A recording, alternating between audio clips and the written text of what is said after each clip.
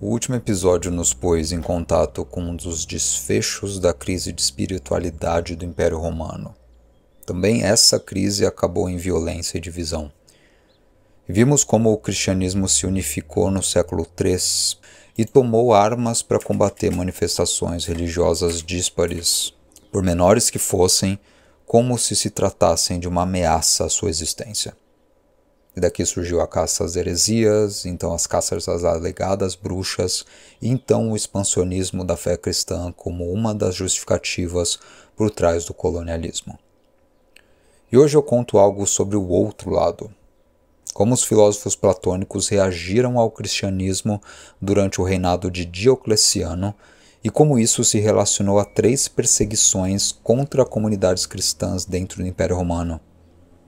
Para falar de tudo isso, eu partirei do texto monumental de Porfírio de Tiro, geralmente publicados com o seu título latino, Contra Christianos. Originalmente ele chamava Kata Christianon e foi escrito em grego.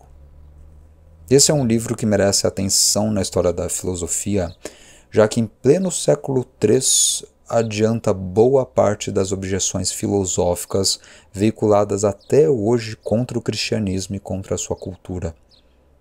Ele não é um livro que advoca o ateísmo, mas antes apela aos gregos que não abandonem o culto tradicional ao seu panteão divino, formado por deuses como Afrodite, Zeus e Atena. E aqui é curioso que Porfírio chame adeptos daquela nova religião cristã de ateístas, porque eles afinal eram pessoas que estavam abandonando os deuses tradicionais daquele mundo greco-romano para louvarem um homem de carne e osso, Jesus Cristo, atribuindo-lhe divindade. Esse livro também traz críticas à falsificação textual dos livros proféticos dos hebreus, põe em jogo a seriedade de líderes cristãos primitivos, como Paulo e Pedro, e formula um questionamento acerca da natureza divina de Cristo que hoje, quase 2000 anos depois, não foram tão inovados assim. Argumentos para o ateísmo existem aos montes, a gente sabe, mas Porfírio, um filósofo obscuro nascido na região que atualmente é o Líbano, meio que adiantou uma enorme parte deles num só texto. Um texto visto como o mais perigoso e amaldiçoado dos tratados anticristãos e fadado a queimar na fogueira por decreto a partir do governo do imperador Constantino. Hoje temos disponível uma compilação de 132 fragmentos de Contra Christianos a partir de citações de autores bizantinos ou da Era Moderna, e como a obra de Porfírio só foi preservada em fragmentos transmitidos exclusivamente por seus detratores, todas as edições modernas desse texto são o resultado de um processo de compilação cuidadosa que só começou no final da Primeira Guerra Mundial. Pois é, levou 18 séculos para que este, que foi um dos livros mais profanos aos olhos da Igreja Cristã, viessem à luz numa edição científica e moderna. Eu parto da edição mais completa dele, a edição alemã de 2016, organizada pelo Matthias Becker, e de publicação pela De Gruyter, e começo dizendo quem foi Porfírio de Tiro. A história de vida de Porfírio chegou até nós nas palavras de quem o detestava. Ela é contada via difamação por pessoas que não o conheceram pessoalmente. E a principal delas foi o historiador eclesiástico Sócrates de Constantinopla. Esse cara iniciou a ideia de que Porfírio, na sua juventude, teria sido um cristão. Ele era parte da elite romana, mas contra todas as expectativas, sua família professava uma religião da plebe e de minorias judaicas. E diz a história que depois de se envolver numa briga contra cristãos na cidade de Cesareia, tomar uma surra, o Porfírio é tomado por uma ira que nunca mais conseguiu suportar e, consequentemente, deu aso ao seu estado de espírito depressivo, acabou largando a religião e virou um apóstata. Seu ódio se tornou tão grande que ele se pôs a escrever contra os cristãos. Para Sócrates de Constantinopla, essa virou a missão de vida de Porfírio a partir de então. Hoje, nós somos melhor munidos de conhecimento da demografia do Império Romano e tudo isso soa muito improvável. A gente tem registros de que Porfírio nasceu na elite falante de grego, e quando o cristianismo chegava a essas elites, era geralmente no meio das mulheres, que o professavam como uma religião carismática. E toda a carreira de Porfírio esteve ligada a estudos de filosofia platônica, de observação à religião olímpica dos gregos, na verdade. Então, no 10º ano do reinado do imperador Galiano, isso é o ano de 263, Porfírio partiu para Roma, acompanhado por um certo Antônio de Rhodes, onde continuou seus estudos com o neoplatônico Plotino, de quem já falamos um bocado nos últimos episódios. E nessa época, Porfírio tinha 30 anos e Plotino cerca de 59 anos. Antes ele tinha estudado com o gramático Longino, com quem ele adquiriu um profundo conhecimento de estilística, de retórica e de línguas, que mais para frente lhe serviram para identificar algumas inconsistências no texto sagrado dos cristãos. A gente já vai chegar nesse ponto.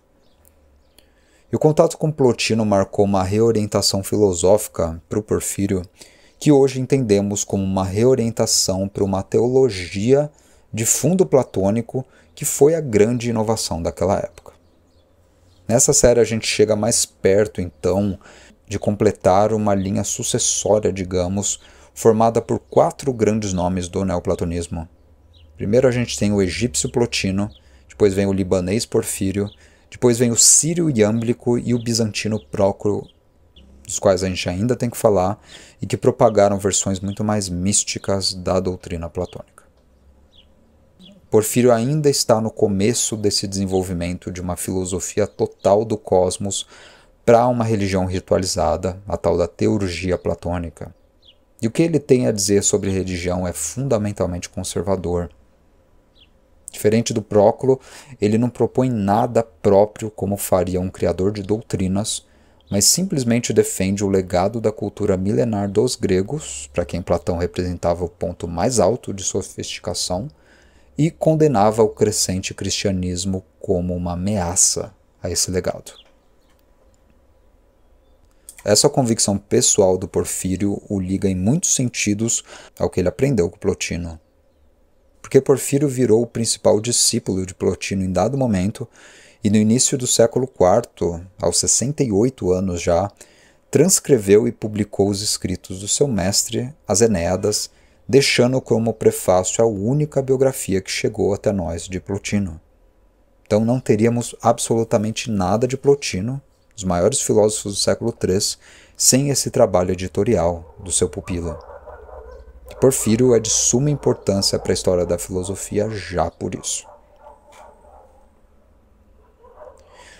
Existe um trecho de Enéadas 2:9 que Porfírio intitulou Contra os Gnósticos. O título alternativo para esse trecho é Contra aqueles que afirmam que o Criador do cosmos e o próprio cosmos seriam malignos. No contexto do Plotino, ainda era muito confusa a diferença entre um gnóstico e um cristão. E por isso ele colocou todas essas doutrinas no mesmo balaio e julgou-as como sistemas de dogma que não partem de uma consideração rigorosa de princípios primeiros da filosofia. Os próprios platônicos só chegavam a alguma conclusão sobre a vida humana e seu papel no mundo mesmo após teorizarem sobre o que há de mais estrutural da existência. Eles começavam do mais geral para chegar ao particular, em outras palavras. Então eles teorizariam sobre a natureza, sobre o planeta Terra, sobre o universo que constitui um todo que está ligado a leis da física.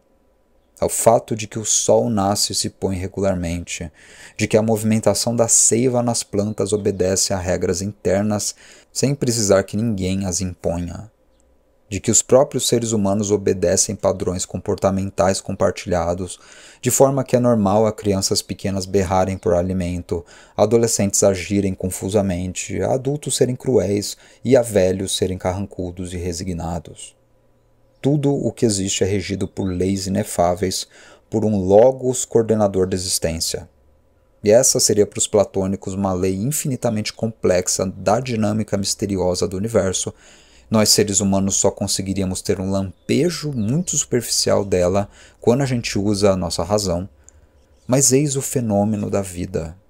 Eis a origem de todo o sublime espiritual também. A natureza é uma máquina autocontida, magnífica e assustadora ao mesmo tempo, e isso é Deus para o Plotino. A materialidade, a carnalidade e mesmo a deterioração inerentes ao mundo físico não seriam coisas ruins. Elas são parte integral de um todo da natureza que funciona perfeitamente. E quando os platônicos observam os gnósticos, por exemplo, condenando a carne e a materialidade deste mundo como coisas inferiores, desprezando o próprio mundo natural, os bichos, as plantas, em prol da hipótese longínqua de que uma existência num plano espiritual junto ao divino estaria garantida só para eles, Plotino vai à loucura. Ele qualifica isso como uma arrogância imperdoável de minorias conquistadas pelo Império Romano antes de tudo, que estavam tentando impor uma doutrina de desprezo pelo corpo que não tinha qualquer base teórica bem fundamentada. Eles sequer justificavam a racionalização por trás dos seus dogmas. Eu vou citar um trecho de Enéadas 2, 9.9, para a gente entender também que a briga por doutrinas espirituais constituía uma tensão entre grupos que conviviam no Império Romano. Sente o drama. Encontramos imbecis que aceitam tais ensinamentos, ou seja, ensinamentos de que tem um lugar reservado junto aos deuses numa esfera supraterrena, ao mero entoar das seguintes palavras: você mesmo é mais nobre do que todo o restante, mais nobre que os homens, mais nobre mesmo que os deuses. A audácia humana é deveras imensa. Um homem modesto, contido e simples escuta: você mesmo é filho de Deus. Aqueles a quem você costuma venerar, aqueles seres cujo culto eles herdaram da antiguidade, nenhum deles é seus filhos. Você, sem erguer um só dedo, é mais nobre do que o próprio céu. Esse é o fim da citação. Plotino aqui está simulando o que provavelmente bispos, padres e outras autoridades religiosas falavam para suas congregações. Existe uma porção de tensões sociais por trás disso tudo. A religião e a filosofia dos gregos, que tinha sido absorvida por elites romanas, era muito pautada no cultivo de virtudes e habilidades. Ser alguém que compactua com essas doutrinas seria resultado de anos de treinamento, de esforço e até de sacrifícios pessoais. Até que você podia ser reconhecido como um estoico ou como um platônico, etc. Para ele, a briga com o gnosticismo e com o cristianismo primitivo por extensão tinha, portanto, um fundo moral, porque ele via essas doutrinas como fórmulas mágicas de salvação que enganavam um povo estúpido e preguiçoso e estragavam a qualidade de vida comunitária do maior império já surgido na história mundial. E Porfírio vai além e representa uma guinada nessa crítica. Porque Plotino critica os cristãos gnósticos sem sequer citá-los. Já o Porfírio faz a sua lição de casa, ele possui um conhecimento profundo de textos cristãos e cita extensivamente a partir deles. Ele deve ter sido o melhor leitor do livro de Daniel da sua época, por exemplo, que estava disponível para algumas comunidades cristãs só em 4 fragmentos distintos, cada qual em sua língua. Então ele tinha sim acesso a material privilegiado que hoje compõe o Velho e o Novo Testamento e estava interessado em confrontar esses textos com fontes históricas. E mais do que um ato de arrogância de plebeus, para Porfírio o cristianismo era uma ameaça à estabilidade cultural do Império Romano. A própria base civilizacional desse grande império, que era greco-romana e não hebraica, não persa, estava sob a ameaça de uma religião pouco filosófica, pouco interessada em criar indivíduos de fato éticos e rigorosos com seu comportamento. E aqui a gente entra nos detalhes de Contra Christianos. Porfírio elaborou a sua obra crítica ao cristianismo propondo um cenário de antes e depois. Ele fala que o momento em que o cristianismo começa a ganhar força no Império Romano no século II, mais ou menos, serviu de ruptura na história desse lugar. Ele marca o declínio da continuidade de rotinas religiosas tradicionais de uma religião cívica, que é o louvor aos imperadores romanos mesmo, e também da religião olímpica, formada por Zeus, Afrodite, Hefesto, vocês conhecem o panteão. As práticas rituais de todo o mundo mediterrâneo até a Ásia eram pautadas em identidade étnica. Então os hebreus tinham o judaísmo como uma mescla de doutrina metafísica e um edifício interpretativo da sua história e dos seus costumes.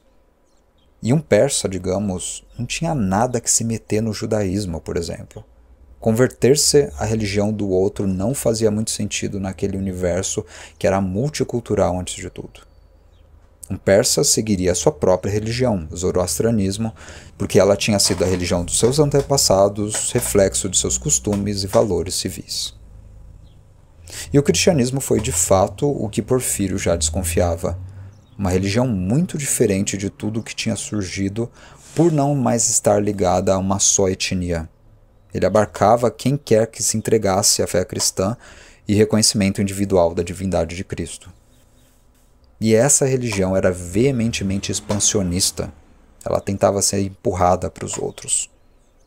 Ela negava a validade de qualquer outra profissão de fé também, seguindo uma tendência lá de trás dos hebreus que pintavam os deuses dos babilônicos e dos egípcios como demônios. Esses povos antiquíssimos teriam vivido milênios e milênios no engano de estarem servindo a deuses providentes como Baal, quando estavam adorando picaretas cósmicos.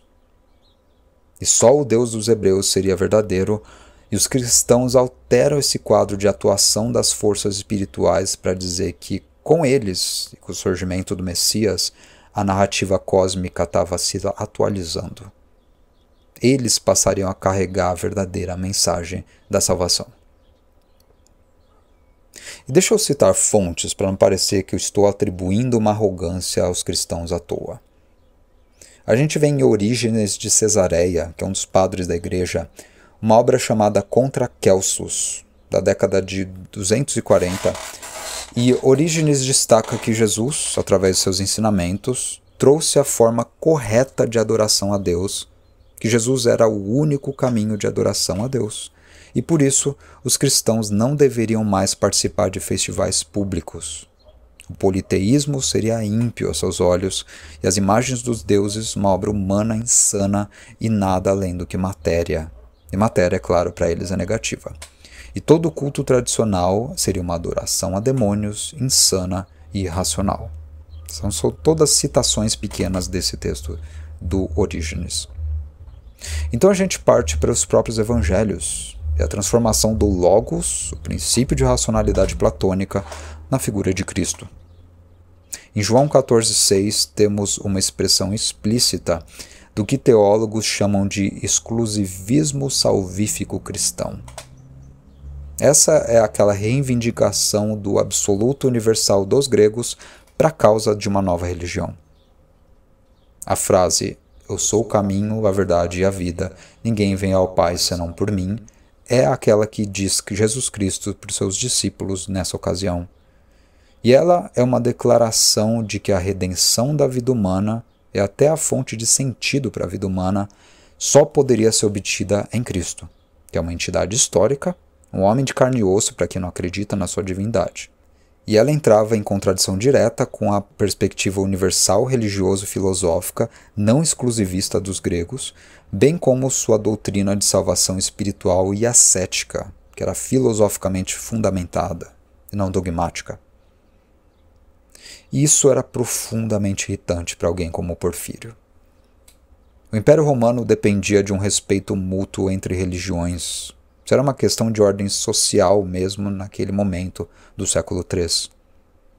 E esse respeito mútuo nem sempre era o que ocorria. A gente tem um monte de registros de cristãos matando platonistas ou imperadores perseguindo cristãos por não se ajoelharem a eles, por aí vai. Mas a frágil estabilidade de um império multiétnico como aquele dependia disso. Caso contrário, não existiria mais império. E daí deriva uma hipótese muito importante sobre esse texto contra cristianos.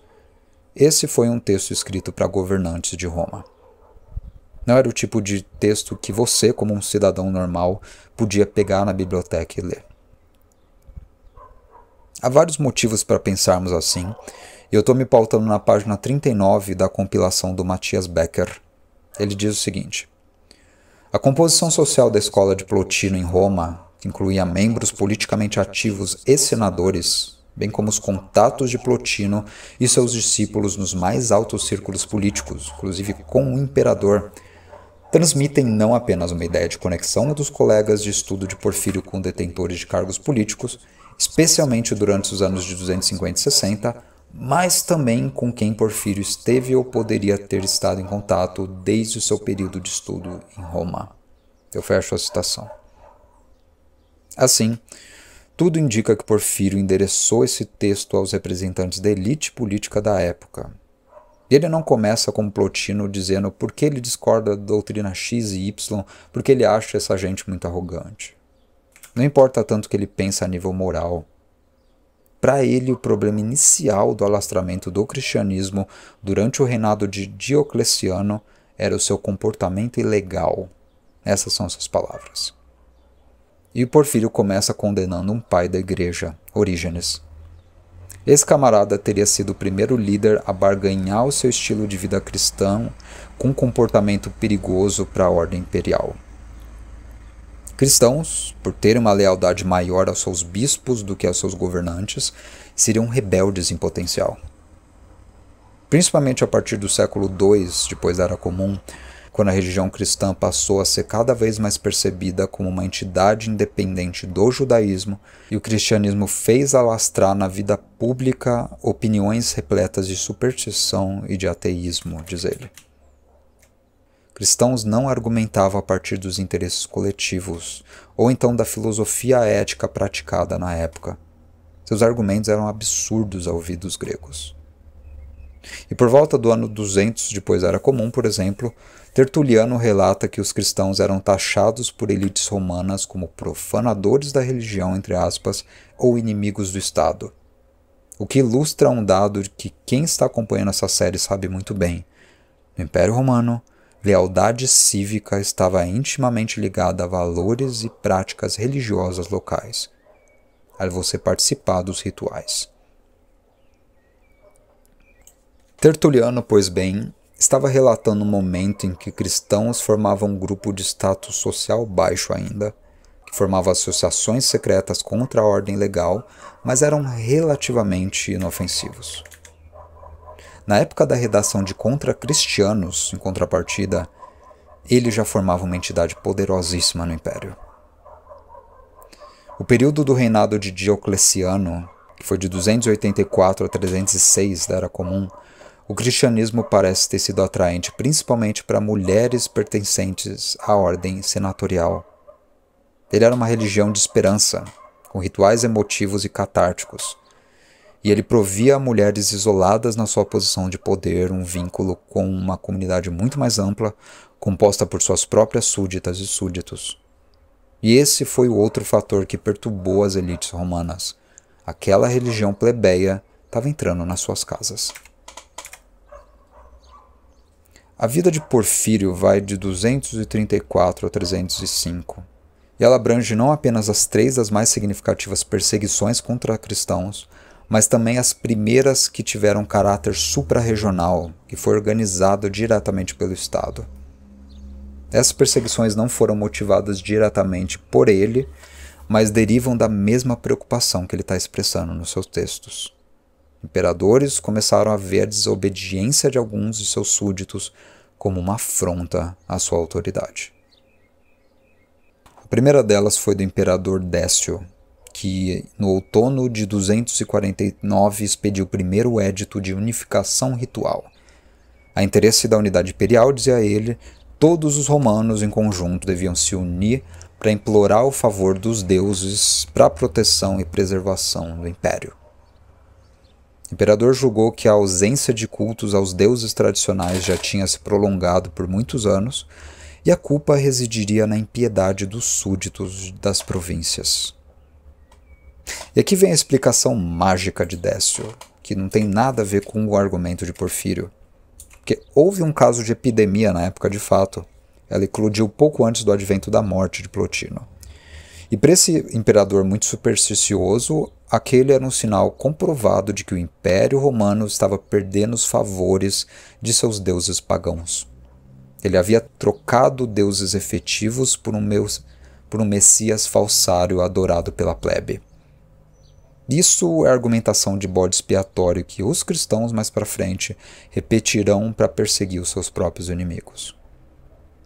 E com isso, o imperador estava buscando também uma renovação da lealdade de todos os habitantes do império, particularmente de elites locais. E o foco aqui não foi exatamente a execução em massa, ela foi mais a apostasia dos líderes. A maioria esmagadora de cristãos cedeu às exigências imperiais e esses indivíduos foram poupados. Execuções mesmo ocorreram com figuras de liderança e daqueles que se recusavam publicamente a obedecer ao imperador. Estimativas para as mortes são de algumas centenas por todo o império. Nem se compara com as dezenas de milhares nas caças às bruxas ou dezenas de milhões de mortes de pagãos no Novo Mundo. Segundo o testemunho de Eusébio, o Papa Fabiano de Roma, o Bispo Alexandre de Jerusalém e Bablitas de Antioquia não se curvaram aos deuses cívicos, foram encarcerados e, por fim, morreram como mártires. Santa Ágata de Sicília também morreu nessa ocasião. A instituição do martírio ganha corpo como uma ideia formadora do caráter da Igreja Católica, que, simulando o sacrifício de Cristo na cruz pela humanidade, foi necessário que líderes do clero morressem para que a Igreja Católica surgisse como representante política justificada pelo divino. Essa é a ideia. Número 2. A segunda perseguição aos cristãos foi do ano de 257. Um segundo édito formulado de forma mais severa veio no ano seguinte, que previa que os que se recusassem a sacrificar, e podia ser sacerdote, diácono ou bispo, deveriam imediatamente ser executados. Esse tipo de sacrifício sendo pedido, é claro, era aos deuses do panteão olímpico. E aqui, o Papa São Sisto II, São Lourenço e São Cipriano de Cartago estão entre os mártires. O número de mortos provavelmente foi menor do que da perseguição de Décio. Evento número 3. Entre os anos 303 e 311 ocorreu a perseguição mais sangrenta, longa e ao mesmo tempo a última perseguição aos cristãos do Império Romano, que custou a vida de algo entre 3.000 e 5.000 mártires. É provável que Porfírio tenha testemunhado o início dessa perseguição exata. E ela foi iniciada pelo imperador Diocleciano e após a sua morte em 305 foi continuada por Galério até o ano de 311. A legislação persecutória de Diocleciano previa a destruição de igrejas, a aniquilação de escritos sagrados e objetos de culto, a proibição de reuniões e a perda de direitos para pessoas autoproclamadas cristãs. E a gente faz um balanço aqui. Parte do problema de impérios antigos e reinos medievais posteriores foi a sua inconstância. Essa inconstância está diretamente ligada à concentração excessiva de poder na mão de uma só pessoa. Então, o imperador fulano tinha raiva de cristãos, em seguida vinha um outro imperador simpático à causa e com raiva de pagãos helenos, de forma que a vida coletiva era constantemente desestabilizada por conflitos de opinião. Muitos desses conflitos redundavam em matança, em paranoia generalizada que não precisava ter acontecido. Aquele era um mundo que ainda se acostumava à ideia de que é possível viver respeitando a visão de mundo de uma pessoa diferente de você. E o nosso mundo mesmo vive constantes dificuldades de fazê-lo. A solução para esse impasse nunca foi nomear esta ou aquela religião como credo oficial do Estado. Um Estado não deve ter religião, são as pessoas que têm. E tal instabilidade afetou a recepção das obras de Porfírio diretamente. Um século dali, ele seria visto como o mais infame crítico do cristianismo, seu inimigo número 1 e a voz por detrás da perseguição de Diocleciano, o que nunca foi comprovado. Seu livro de forma alguma é uma incitação à violência, você vai ter que ler isso para comprovar. Ele é mais um alerta a um perigo. E o primeiro imperador defensor dos cristãos, que foi Constantino o Grande, em sua carta aos bispos e ao povo, determina que os escritos ímpios, entre aspas, de Porfírio, sejam destruídos. Após o ano de 448, não há mais indícios de que cópias de contra-cristianos tenham sobrevivido de forma integral. O livro chega a nós em dezenas de fragmentos que vêm sendo reorganizados por especialistas de teologia e filósofos. Esse é o balanço da dimensão política da obra de Porfírio. Alguns de vocês se interessam talvez por sua argumentação teológica também, e eu deixo nesse final de episódio um resumo dela numa segunda parte. Na maior parte dos fragmentos preservados, é patente que Porfírio possuía um conhecimento incomum dos textos sagrados neotestamentários e da Torá judaica também. Isso era muito comum, principalmente para o intelectual de educação grega, que geralmente desprezava a cultura de outros povos. E já existia a percepção do cristianismo como uma religião pautada em um livro, isso mesmo antes da compilação definitiva do Novo Testamento, no ano de 410. Esse é um primeiro dado interessante para nós. Assim, Porfírio começou sua crítica analisando o conteúdo textual da Bíblia. Já que é uma religião pautada num livro, comecemos com o livro. E o que ele foi analisar foi a coerência desse livro e a plausibilidade do relato que ele faz de eventos históricos. O primeiro ponto a censurar foi o nível inferior de escrita e a questionabilidade moral e teológica do conteúdo das narrativas antigas do Pentateuco. Essa é a Torá judaica. Mas então ele chega no livro de Daniel. E aqui a gente tem um aspecto mais interessante da sua crítica. Esse livro foi supostamente escrito por um profeta do século VI antes da Era Comum, de incrível antiguidade, e estava repleto de profecias que, ao ver dos judeus, teriam se realizado durante todos aqueles anos até o governo de Antíoco IV, lá no século II depois da Era Comum.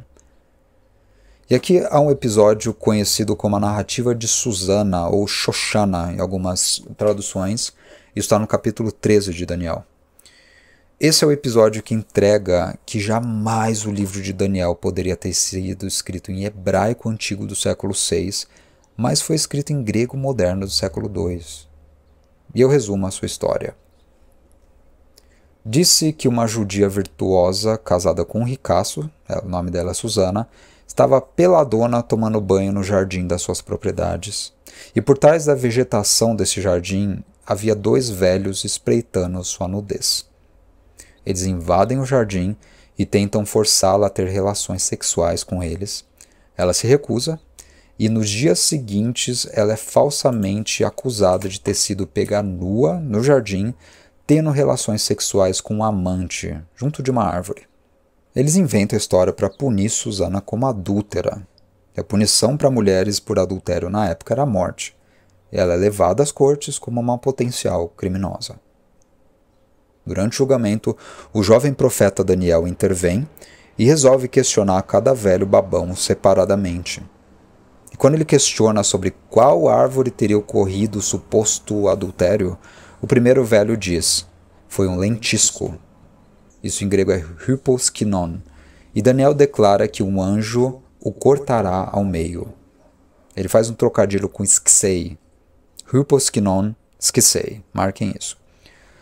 O segundo velho já vai afirmar que foi outra árvore, foi um hypoprinon.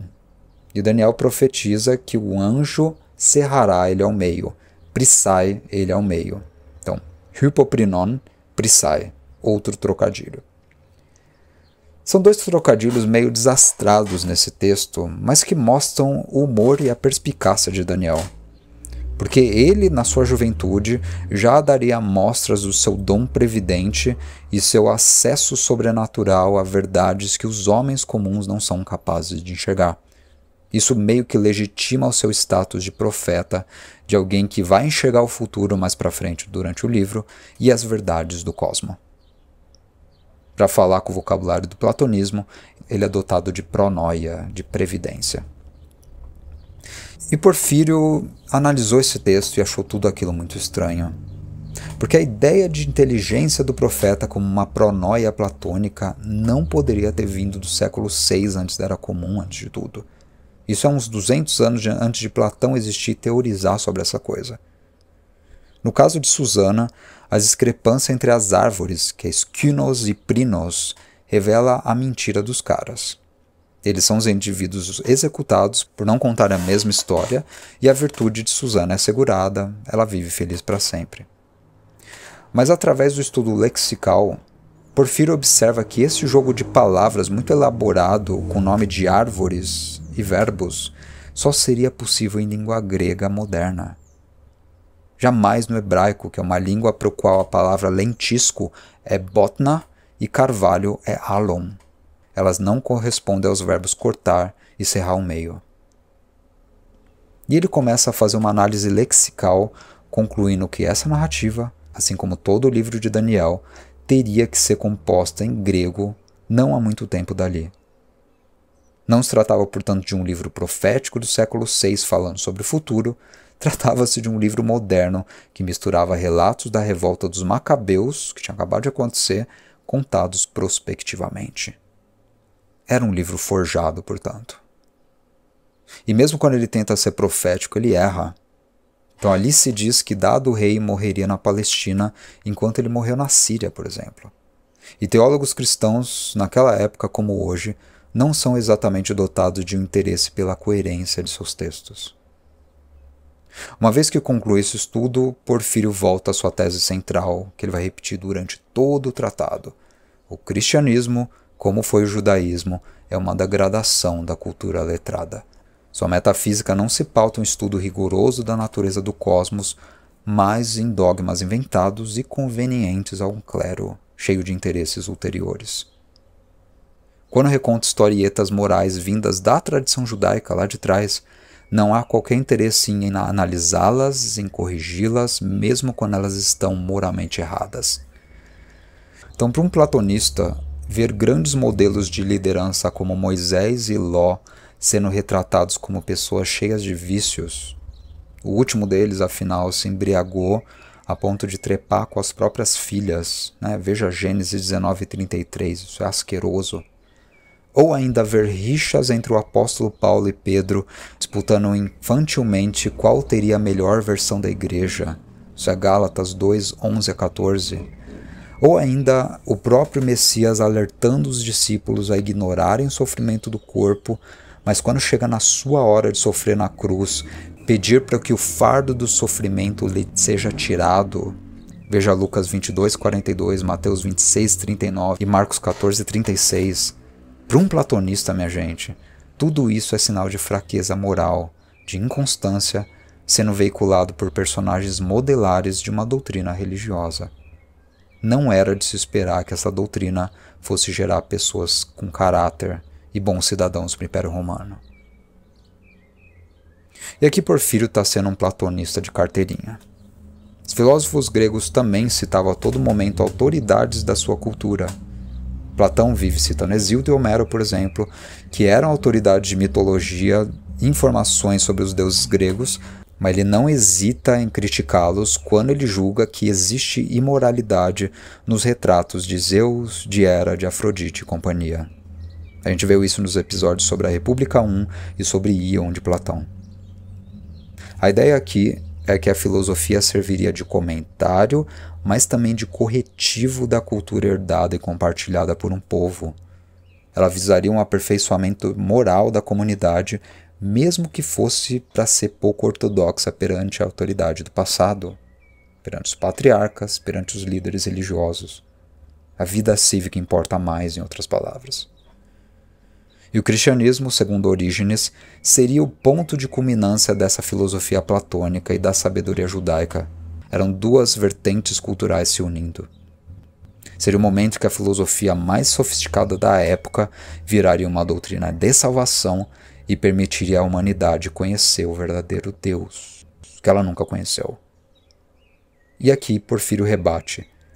Um texto tão mal compilado, tão moralmente questionável, tão contraditório, não seria digno de ser tomado como fonte de conhecimento sobre a natureza do divino. E a partir daí ele faz barba, bigode e cabelo. Acusa o Deus bíblico de ter plantado a árvore do conhecimento do bem e do mal com uma má intenção, só para fatalmente criar sofrimento das suas próprias criaturas num jogo de vaidade cósmica em que ele acabaria como redentor. Redentor de perigos que ele mesmo criou, afinal. E se esse Deus fosse realmente manso e misericordioso, como diz a Bíblia, como então pôde enviar o seu filho à terra tão tardiamente e simplesmente não se importar com a perdição da alma de tantos povos pré-cristãos? Quando a vida de seu filho na terra foi registrada pelos evangelistas, como diabos ele permitiu a escrita de 4 evangelhos sinóticos, repletos de contradições nas genealogias de Jesus? Compare Mateus e Lucas, traz 2 versões inconciliáveis das narrativas de infância de Cristo. A gravidade do argumento da contradição consiste em que, do ponto de vista platônico dessa questão da veracidade de Deus, um livro não pode ser divinamente inspirado se contém contradições insolúveis. No retrato de Porfírio, os patriarcas cristãos aparecem como o oposto dos filósofos verdadeiros. Eles são mais parecidos como ilusionistas treinados em retórica, mas que mostram ser manipuladores e trapaceiros, que enfeitiçam a razão de seus leitores com suas interpretações mirabolantes da Bíblia. Eles são ouvidos simplesmente porque seu público é ignorante o bastante para se dar conta disso.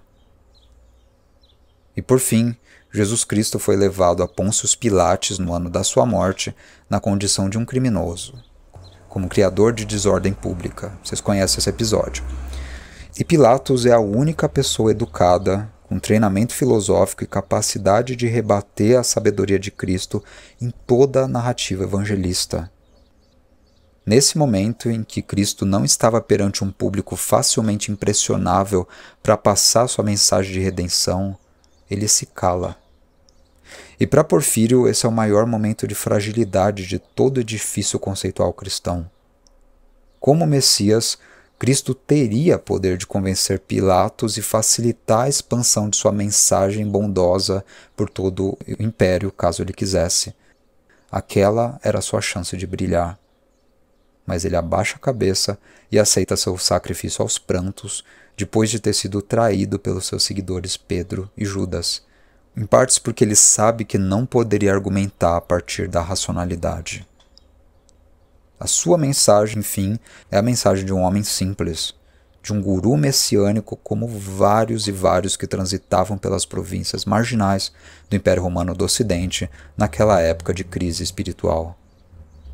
E Pôncio Pilatos era um governante treinado em direito e em filosofia. Tradições argumentativas críticas, coletivamente construídas, pautadas no esforço conjunto de homens e mulheres interessados não numa mensagem de redenção instantânea ou no conforto emocional do seu público. Filosofia era um veículo de racionalização de um mundo irracional, garantidora de estabilidade na vida pública e do acordo entre o ser humano individual com a vida que lhe foi reservada. Porfírio não entendia como seus contemporâneos não enxergavam a diferença abismal entre essas 2 propostas.